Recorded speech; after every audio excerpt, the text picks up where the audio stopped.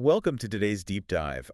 We are exploring a pretty fascinating intersection today. Yeah, we really are. It's kind of the crossroads of heavy machinery, hidden industrial risks, and these massive million-dollar supply chain strategies. Right. And we are tackling all of this through the lens of one um, incredibly specific component. Just one part. Exactly.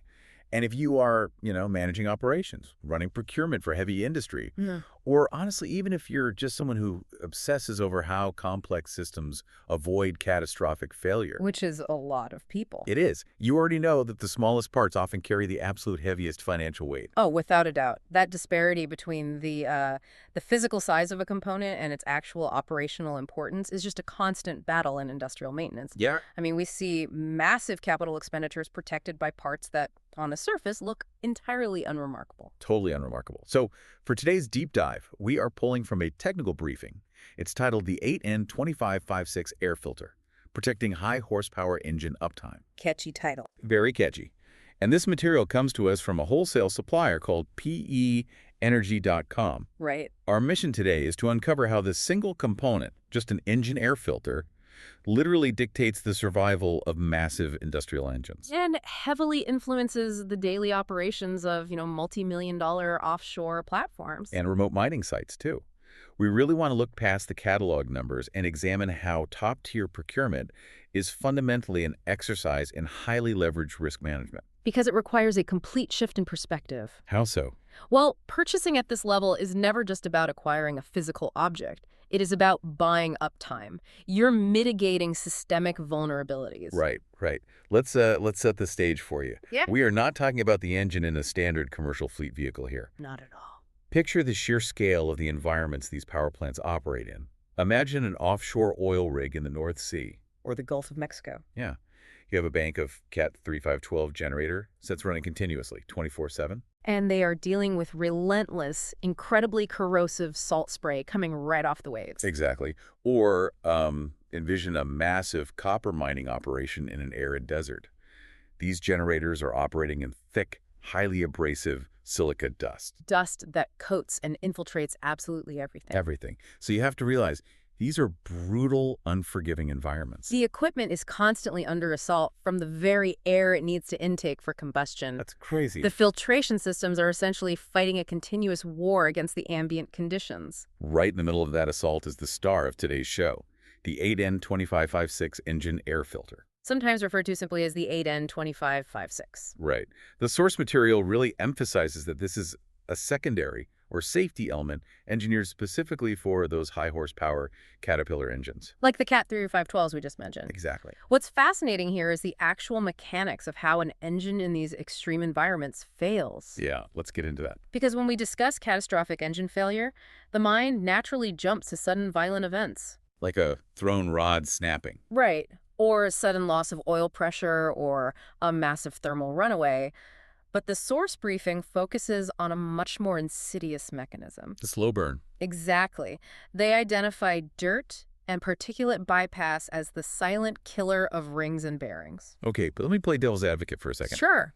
If we are talking about a massive iron block, like a Cat 3512, A beast of an engine. an engine that weighs thousands of pounds and generates megawatts of power, how does microscopic dust actually kill it? It seems counterintuitive. It does. It seems like a speck of dust wouldn't stand a chance against those heavy internals. Well, the sheer size of the engine actually makes it more vulnerable to microscopic contamination, not less. Really? Yeah. In a high horsepower application, the internal tolerances between the moving parts are incredibly tight. The piston rings and the engine bearings rely on a perfectly maintained microscopic hydrodynamic film of oil. To prevent metal-on-metal contact. Precisely. So when silica or abrasive grit bypasses the air intake, it enters the combustion chamber, and then it inevitably washes down into the crankcase. And mixes with the oil. Right. Suddenly, your highly engineered protective lubricant has been transformed into a highly abrasive lapping compound. Ouch. Yeah. Over thousands of hours of continuous duty, that paste quietly scores the bearings. It wears down the rings, degrading the engine's compression and oil pressure from the inside out. So it effectively turns the engine's own lifeblood against it. That's exactly it. Which brings us back to the 8N-2556. The source describes it as the mission-critical barrier. It really is the deciding factor. It decides whether that generator hums along for its entire life cycle, generating power and revenue, or if it grinds itself into a premature, incredibly expensive breakdown. Think of it like the ultimate high-stakes respiratory mask for a giant iron lung. I love that analogy. If you are a healthcare worker in a highly contagious, hazardous environment, you do not compromise on your N95 mask. Because the consequence of a microscopic leak is severe and immediate. Exactly. The 8N-2556 is that uncompromised barrier for the engine. And the medical mask analogy holds up really well because the efficacy of the protection is entirely dependent on uncompromising manufacturing specifications. Right. A barrier is absolutely useless if it doesn't seal perfectly. Or if the filtration media restricts airflow so severely that the patient... Or in this case, the engine. Right, that the engine suffocates. Okay, let's unpack this. Because the source goes into some serious technical detail about the reliability of this specific filter. They really do. They explicitly state that the 8N-2556 features highly specific pleated media, exact sealing designs, and strict dimensional tolerances. Yeah, they specifically call out the outer diameter, the inner diameter, and the overall length. They aren't just throwing numbers around to sound impressive. These dimensions are critical. Those specifications are rigorously engineered to match OEM standards. Original equipment manufacturer. Right. The specific pleated media is designed to ensure an exact filtration efficiency. Meaning it captures the required micron size and volume of particulate. Yes, while also guaranteeing a predictable pressure drop over the entire lifespan of the filter. I know you understand the physics behind this, but if I'm a procurement manager trying to shave 10% off my quarterly MRO budget. Maintenance, repair, and operations. Yep, my MRO budget. Yeah. Why can't I just buy an aftermarket filter that's half the price and simply swap it out twice as often? It's a common question. On paper, that seems like a pretty clever way to avoid the pressure drop issue entirely while saving a bunch of money. It looks brilliant on a spreadsheet, but it falls apart spectacularly in the field. The engine's electronic control unit, the ECU, along with the turbochargers, they are precisely calibrated to expect a specific curve of resistance. The pressure drop. Right, over a set number of operating hours. If you use cheap filter media, that pressure drop doesn't just happen faster, it happens unpredictably. So your fuel-to-air ratio skews, your combustion temperatures fluctuate, and your fuel efficiency just plummets. That's not good. And more importantly, cheap filters lack the structural integrity required for high horsepower displacement. The suction generated by the turbos on a Cat 3512 is immense. We are talking about thousands of cubic feet of air per minute. A budget filter can literally collapse in on itself under that vacuum. Wait, it just crumples inside the housing like a stepped-on soda can? Exactly that. Furthermore, the cheap gasket materials used on budget filters suffer from compression set when exposed to the high ambient heat of the engine room. They warp and lose their memory. Yep. Even a 1 millimeter gap at the sealing edge means unfiltered, abrasive air is bypassing the media entirely.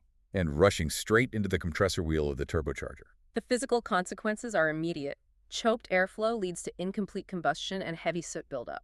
While a collapsed filter or a failed gasket leads directly to catastrophic cylinder damage. It's a nightmare scenario. So what does this all mean when we get down to the actual dollars and days? The bottom line. Exactly. The source provides a very stark financial pivot here.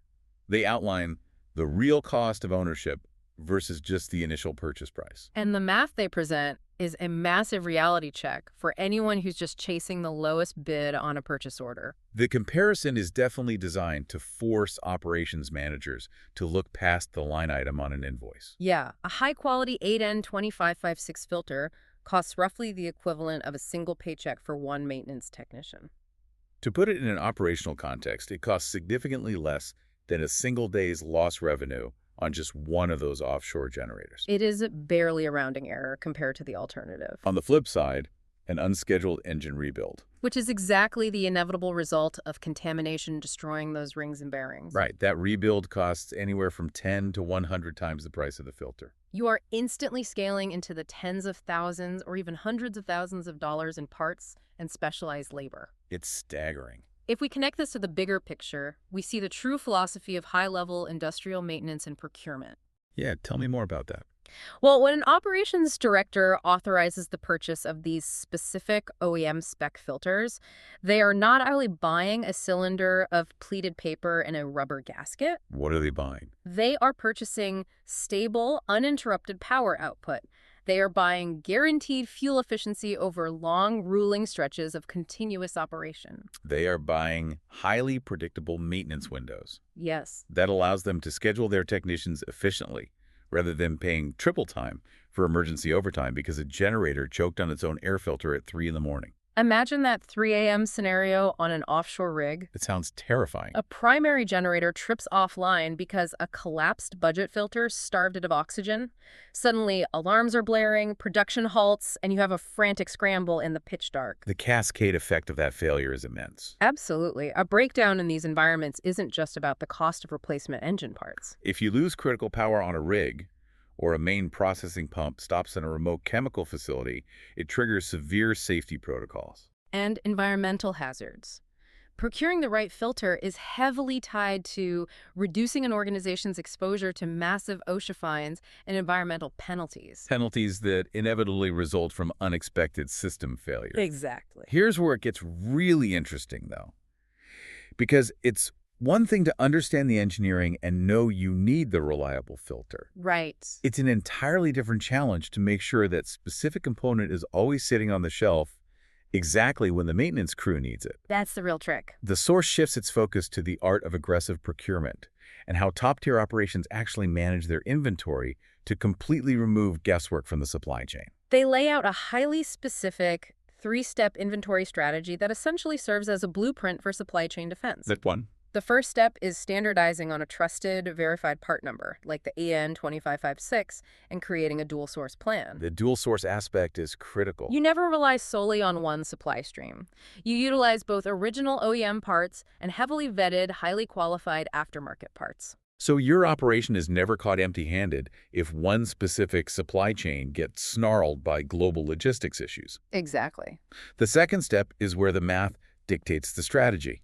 The source suggests establishing a strict mathematical minimum stock level. It's a simple formula, but it works. The formula they provide is straightforward.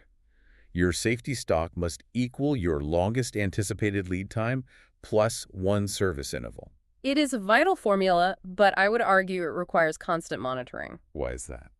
Let's say your historical data shows it takes 4 weeks to get a new shipment of filters to a remote mining site. Okay. And your regular service interval requires changing those filters every 2 weeks. So the formula dictates your absolute minimum stock needs to cover that 6-week period. Right, but what happens when global shipping goes haywire? We've all seen how fragile international logistics can be lately. A container ship gets delayed, port strikes happen, and suddenly that 4-week lead time turns into 8 weeks. If your formula is static, you are suddenly flying blind. That is the exact vulnerability the dual source plan in step 1 is meant to mitigate, and it leads directly into the necessity of step 3. Which is utilizing vendors who offer blanket purchase agreements, scheduled replenishment, and emergency dropship options. You cannot operate a multi-million-dollar facility by making frantic reactive purchase orders every month. No way. You need the supply chain on a controlled autopilot, but with emergency parachutes built into the vendor contracts. This is where the source material highlights PEnergy.com's specific role in this industrial ecosystem. Right. They emphasize that a top-tier supplier cannot just be a vendor passing boxes from a warehouse to a delivery truck. They must act as an integrated extension of the operation's own procurement team. The value proposition shifts entirely. They offer wholesale bulk pricing for volume buyers, which obviously helps the operational bottom line. But the true value lies in guaranteed lead times and just-in-time delivery directly to those remote, hard-to-reach sites. When a logistics manager is staring down a delayed ocean freight shipment, knowing their vendor can immediately drop ship a pallet of 8N-2556 filters via air freight.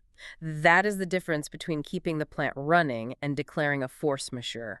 One detail that stood out heavily to me was their emphasis on technical support. Oh yeah, this is huge. They state that their support comes from engineers who have actual hands-on experience working in refineries and on offshore rigs. They aren't just reading dimensions off a screen. That is a massive differentiator. It really is. When a procurement manager or a site lead calls their supplier with an anomaly, maybe they're seeing unusual pressure drops or unexpected filter life degradation. They don't want to talk to a salesperson. Exactly.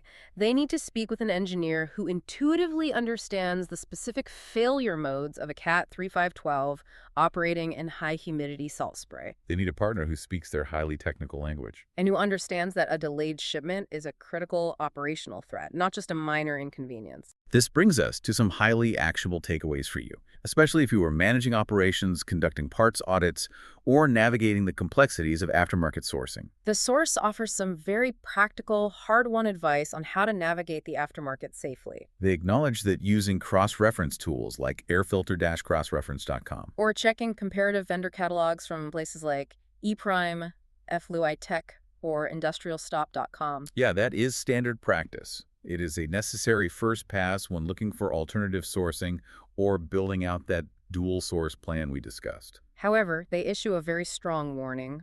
Those tools are only a first pass. Right. The source explicitly cautions against the dangerous habit of skipping the critical steps of inspection and test data validation. You cannot trust a cross-reference table blindly. A database might say a budget filter matches the 8N-2556 dimensions, but you have to demand the supplier provide the actual test reports confirming the media's micron efficiency and pressure drop curves. The source also stresses the importance of verifying a supplier's packaging and shipping practices, which I found fascinating. It's a great point. It is one of those granular details that gets completely overlooked. It does not matter how perfectly engineered the pleated media is if the supplier throws it in a flimsy single-wall cardboard box. And then it gets crushed under a pallet of heavy parts in transit. Exactly. If the pleats are crimped or the gasket is warped before it even comes out of the box, the structural integrity is compromised. You are installing a failed part right from the get-go. This raises an important question. It really does, and it is a challenge the source actually poses directly to its readers. Mhm. What does your current parts audit look like? Yeah, if your inventory strategy is purely reactive, Meaning your team only orders replacement filters when someone walks past the shelf and notices the inventory is getting dangerously low. then you are carrying an immense amount of hidden systemic risk. The source provides great action items to kick off a proactive audit. First, you need to establish hard data. How many 8N-2556 filters do you actually burn through per quarter across all your assets? You cannot optimize what you do not measure. Second, you have to run a brutal risk scenario. What exactly happens to your entire operation if your primary supplier misses a critical delivery window? If the answer is, we have to shut down a primary generator, then your supply chain architecture is far too fragile for the environment you are operating in. The ultimate lesson threaded throughout this entire deep dive is a required paradigm shift in how we view industrial purchasing. You do not buy the cheapest filter. You buy the best supplier, and you do it to intentionally and mathematically remove risk from your daily operations. Because the incremental dollars saved on a budget aftermarket filter are instantly, violently erased the moment you have to charter an emergency helicopter to deliver a replacement part to a rig. Or worse, when you are staring down the invoice for rebuilding a heavily contaminated engine. It is such a powerful macro-level way to look at a micro-level component. It really is.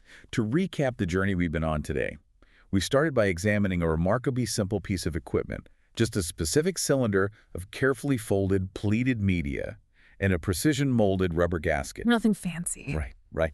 But we've seen how the exact specifications of the 8N-2556 act as the absolute linchpin for massive offshore platforms, remote mining power plants, and multi-million-dollar continuous operations. By understanding the devastating hidden costs of downtime, the unforgiving physics of pressure drops, and the reality of the silent killer of engine dirt, We've seen how shifting your perspective transforms a mundane purchase order into a massive, strategic operational advantage. it emphasizes how deeply interconnected these industrial systems are, and how the smallest point of failure, a warped gasket or a collapsed pleat, can have an exponentially large ripple effect across an entire company's balance sheet. Definitely.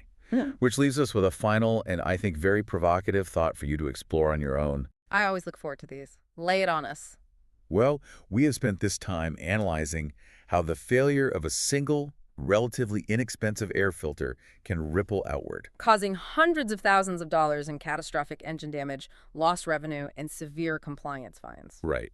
It makes you wonder, when you look closely at the complex systems, the teams, and the organizations that you navigate every single day, what is the invisible, seemingly insignificant air filter in your world? That's a great question. What is that one small, entirely unglamorous process or software tool or even person that is quietly holding your entire operation together without anyone really noticing until it fails? Wow. That is a fantastic question to leave off on. You definitely want to find your 8N-2556 before the pressure drops, right? Absolutely. Thank you so much for joining us on this deep dive. We hope you walk away with a sharper perspective on the true cost of keeping complex systems running smoothly and a new appreciation for the hidden linchpins in your own work. Until next time. Keep questioning the world around you, and we'll catch you on the next deep dive.